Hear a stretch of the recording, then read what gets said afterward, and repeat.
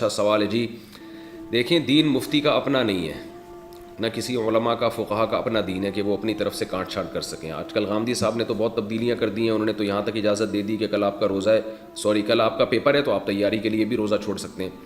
لیکن قرآن و سنت میں ہمیں صرف 2 اعذار ملتے ہیں جن میں روزہ چھوڑنے کی اجازت ہے, ایک سفر میں اور ایک بیماری میں. مزدور کو روزہ چھوڑنے کی اجازت نہیں ہے. صحابہ کرام تو زمیندار تھے, روزہ رکھ کے کھیتی باڑی کرتے تھے, کہیں ایک ادنا سا اشارہ بھی نہیں ملتا کہ کسی مزدور کو, محنت کش کو, محنت کی وجہ سے آپ صلی اللہ علیہ وسلم نے روزہ چھوڑنے کی اجازت دی ہو. تو اس لیے کتنا ہی ٹف کام ہو, مزدور روزہ نہیں چھوڑ سکتا رمضان کا. اس لیے مزدور کو چاہیے کہ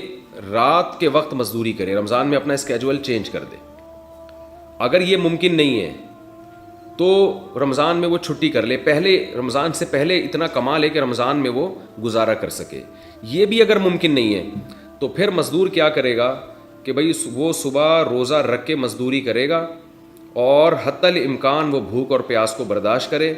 اور جب ناقابل برداشت حالت ہو جائے, اس کو یہ خطرہ ہو کہ میں نے اگر روزہ نہیں توڑا تو مجھے کوئی بیماری لگ جائے گی یا میں بے ہوش ہو جاؤں گا یا خدا نخواستہ مر جاؤں گا, تو ایسی کنڈیشن میں ہر شخص کے لیے روزہ توڑنا جائز ہے. یعنی بیمار ہونے کا خطرہ ہو, غالب گمان ہو, بے ہوش ہونے کا خطرہ ہو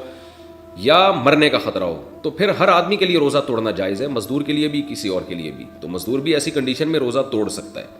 توڑ دے گا تو گناہ نہیں ہوگا, بعد میں قضا کرے وہ, لیکن حتی الامکان برداشت کرے. جب ناقابل برداشت ہو جائے, اور ناقابل برداشت کا مطلب یہ کہ بیماری کا خطرہ ہو یا موت کا خطرہ ہو,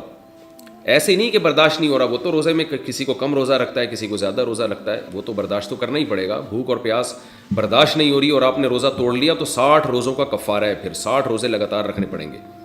لیکن اگر اتنا ناقابل برداشت ہو گیا کہ آپ کو ڈر ہے کہ بھائی نہیں توڑا تو میں بے ہوش ہو جاؤں گا یا کوئی بیماری ہو جائے گی مجھے, یا جیسے شوگر کے مریضوں کو شوگر لیول لو ہوتا ہے, ان کو تو موت کا خطرہ ہوتا ہے,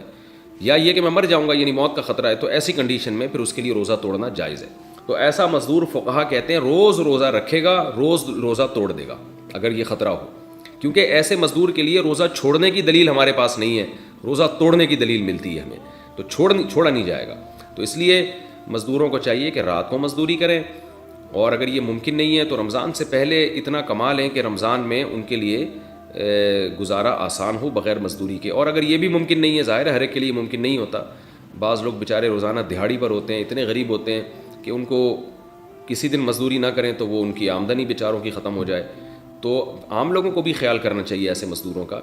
لیکن پھر بھی اگر کوئی انتظام نہیں ہوتا تو پھر مزدور پر لازم ہے کہ وہ روزہ رکھے. میرے پاس لوگوں کی کالز آتی ہیں, میرے پاس کیا سارے علماء کے پاس آتی ہیں کالز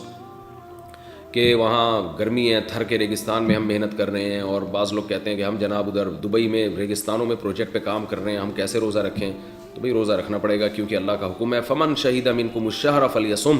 جو بھی رمضان کا مہینہ پائے گا اسے چاہیے کہ وہ روزہ رکھے. اللہ کا آرڈر ہے یہ, اور اس آرڈر سے اللہ نے صرف آگے 2 لوگوں کو مستثنی کیا ہے, ایک بیمار کو اور ایک مسافر کو. تو مزدور بھی داخل, جن کا کل پیپر ہے وہ بھی داخل, پوری امت مسلمہ کو رمضان کا روزہ رکھنا پڑے گا, اور ناقابل برداشت ہو جائے تو اس کا میں نے حکم آپ کو بتا دیا ہے.